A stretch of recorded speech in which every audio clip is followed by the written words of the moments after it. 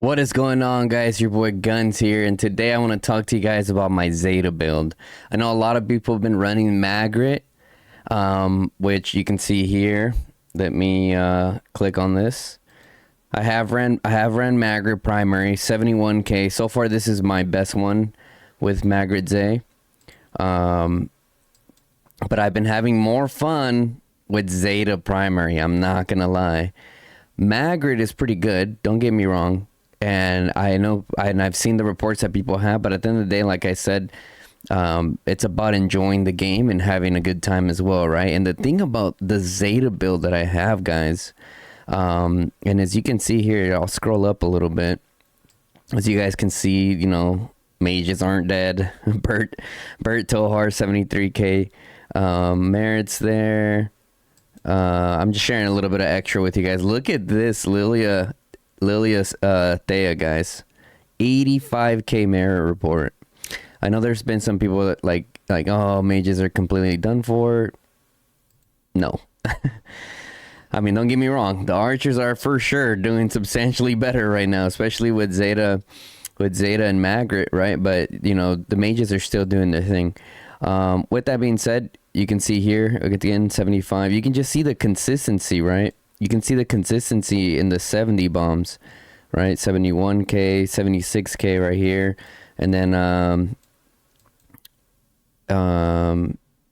yeah, then Zeta Maggrat again 75.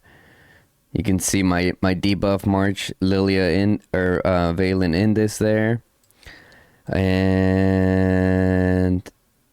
okay, those were it. Those were the new ones right there.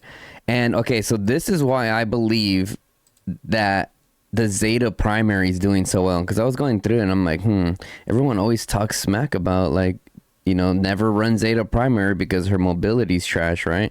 Just food for thought, right? Let me know once you guys watch this. Let me know what you guys think. But look, this is one of the things that I've noticed, right? When I went in and checked the reports, you see this right here?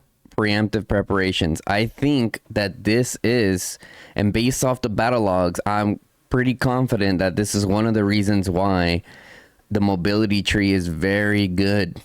Yeah, I said it. And I think people are sleeping on it, and here's why.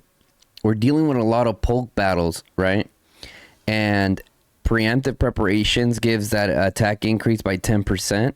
Yes, it reduces every second. However, with the meta right now and like poke wars, it's constantly triggering, right? I'll click on a few just to show you guys. Look at this one. This is even just one thing right here. Look at this. Preemptive preparations. Oh, another poke war. Cosmic Coup against Cosmic Coup. Very first one, preemptive preparations. One more, why not? I'll show you guys again. Right here. Preemptive preparations. 10% attack, guys, every time you come in and out. So now let me show you guys the build that I'm running. We have our Maggrat now at 525, and we were using our level 1 bow, right? And then our Zeta's 5412. We've spun 2 wheels for her, and that's it. We haven't done I don't have her in the daily in the VIP. The daily VIP I'm collecting for Maggrat. And then I have Zeta here. And this is the talent that I'm running, guys. And this kind of like the reasons why I went with what I went. Ultimately, what I was looking for with this March is speed and normal attack, or just attack in general, right? So you have the pretty basics down here, but in the mobility tree, this is the bread and butter, right? This is why this March is just so fast, dude, and you're so quick to get out of those sticky situations, right? Went with more attack here, normal attack, and the bread and butter of this whole build, preemptive preparations. When your Legion enters battle, their attack is increased by 10%. This bonus reduces 5% every second. Dude, I mean, it goes crazy, bro. It goes crazy, right? On top of that, I think that having the PvP tree here also brings a little bit of extra oomph to the March, right? Yes, with Maggrat, you have like the precision tree, and it's perfectly fine. But like I said,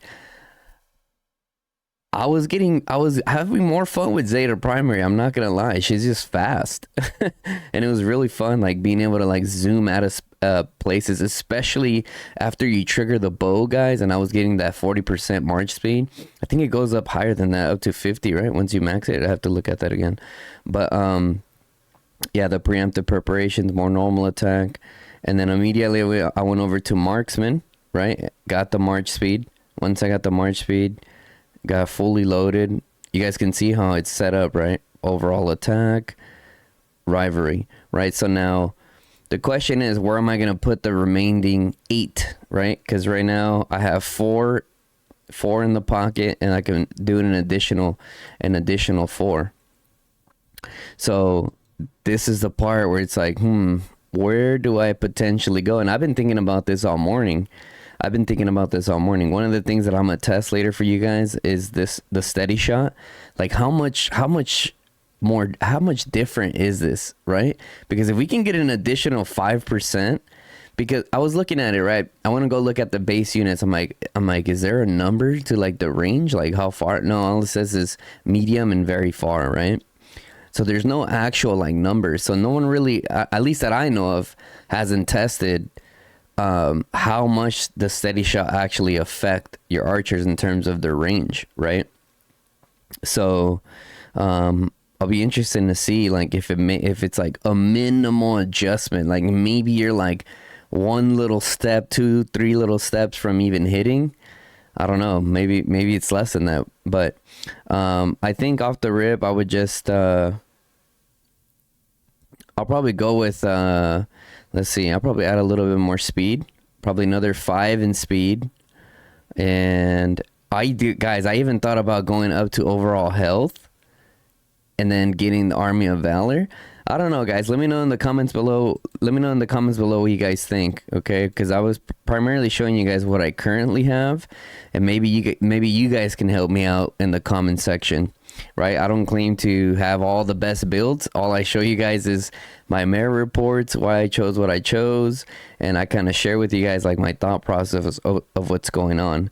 I could potentially go with even more march speed, guys. Believe it or not, I was thinking about just going all out on just crazy march speed, but damn, that would make this march so fast to the point where you don't want one of your marches to be super fast over all your marches, right? Because when you're in the poke wars, you're gonna go ahead and poke with one march, and you're gonna catch the attention of the enemies, and now they're gonna start attacking that one march, and now you're gonna pull it back, and now you're kind of doing like a slinky effect, right? So you want to make sure that your marches, shout out to Hulkson Gaming for showing all like the speed synchronization. I think those are cool. So that's something that I'm kind of looking at. I gotta see like how my march is. So we could potentially go up to health, Army of Valor. Let me know what you guys think, guys. But the main bread and butter, you can see like the meat and potatoes here, and that preemptive preparations, guys. That's what's gonna do it. And like I showed you guys, where's Maggrat? We have the bow. It's only a level 1.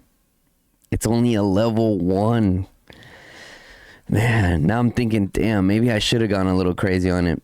Honestly, at the time, I couldn't really. It was a little bit out of my budget to go crazy for it.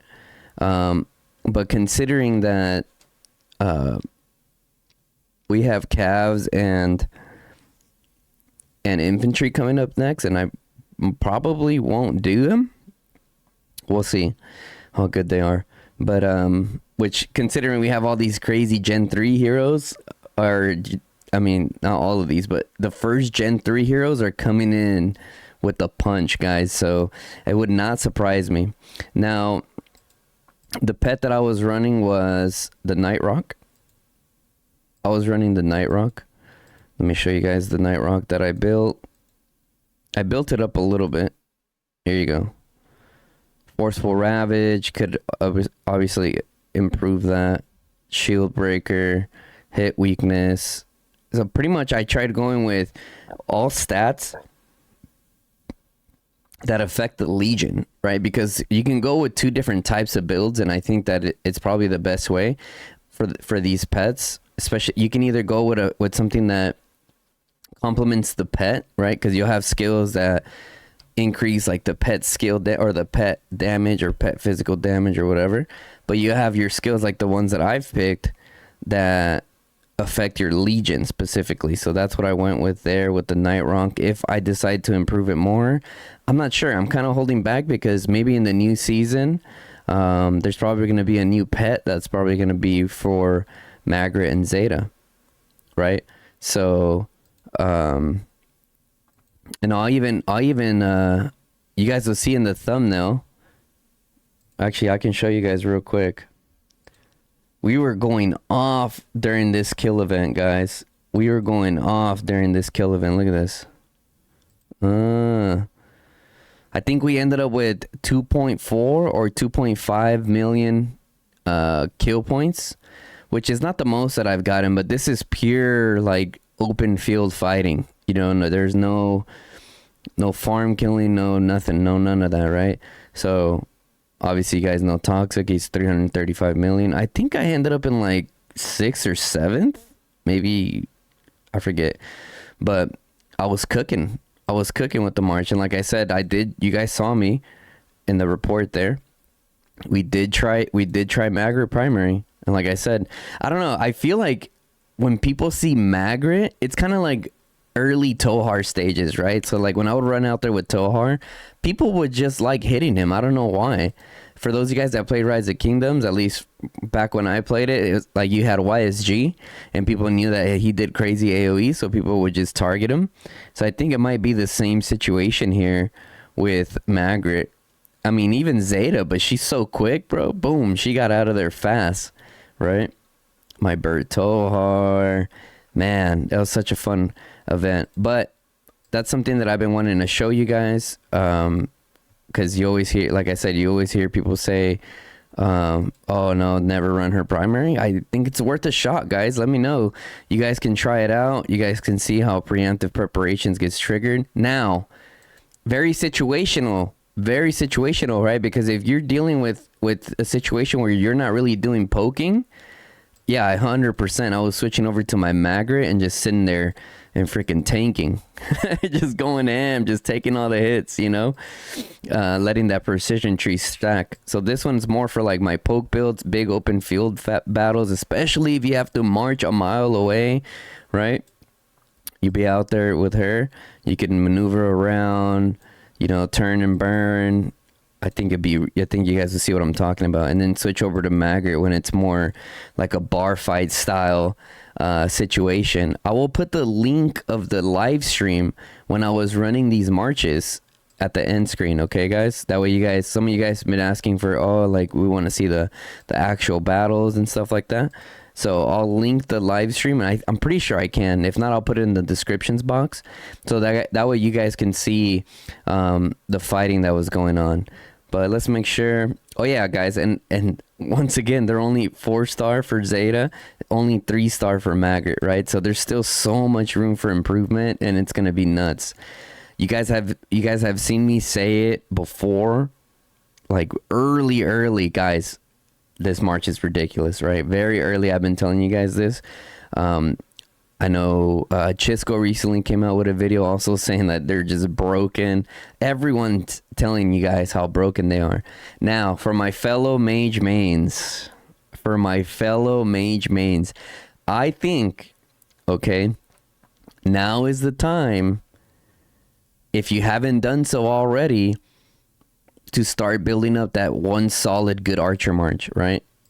Yeah, I know a lot of us have the Kanara Haas setup, or to some extent, right? And even if you don't have that, now's the time, guys, for that Maggrat Zeta.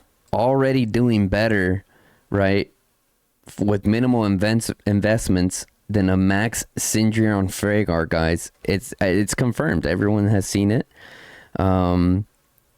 So don't sleep on it, especially for my mage mains. Make sure you guys get that Maggrat going. Even at 511, guys, my Maggrat was going off. You know, now, and I had her with the Awakened Kanara with the spear.